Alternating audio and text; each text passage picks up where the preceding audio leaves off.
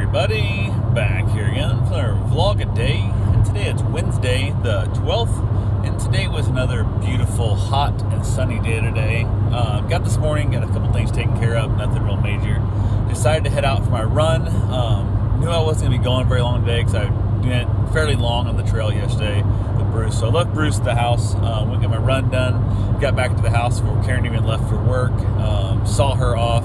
Went ahead, hopped in the tub, got myself a soak in the hot tub for a little bit, trying to loosen up some muscles that was just superbly tight this morning. It's one reason I wanted to get my run over with before it got hot, because I knew I wasn't going to be a great day physically. So got that taken care of, got myself a shower, kind of chilled out a little bit at the house, and ended up with a just mind-splitting headache. It just was miserable. It was not my best day by any means. So it was what it was. It's kind of built up, and it just kind of really became a problem. I get headaches every now and then. Like, I always have like some kind of, I've got pains left over from the motocross wreck back in 07 and whatnot, that sometimes my head gets worse than other days, and some days it's almost just demobilizing, and those days are far and few between. But today was not quite that bad, but pretty close. So I did not get a lot done today. Just kind of tried to keep it quiet, tried to keep a lot less, I wasn't doing as much. I kind of just took it as like an easy day. Like I said, I needed a day to kind of not overdo anything and just kind of let my body try and rest up and heal and go from there. So I haven't laid down, tried to take a nap. That did not work.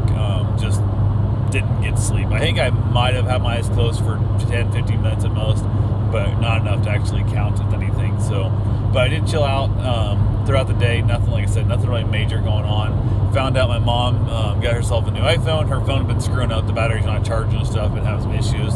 So she said, heck with it, went and bought herself a new iPhone, which is good. So I like the iPhones a lot better than whatever that, LG thing she had before. This way, if she has issues and stuff, I should be able to walk her through the menu, help her out on different little hints and tips and whatever and whatnot that can happen with the phone that could not do with the LG. So that's going to be kind of helpful in there.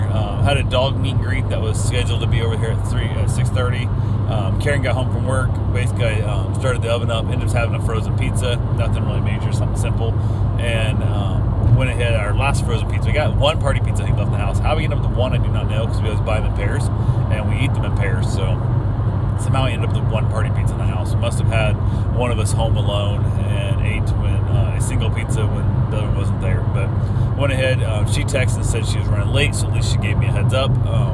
Came over, met the dog. Dog's super high energy.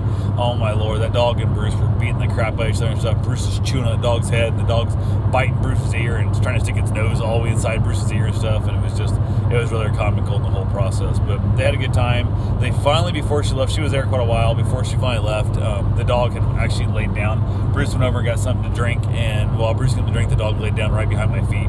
So it proves to me the fact the dog can give up and basically chill out a little bit, so that's a really good sign.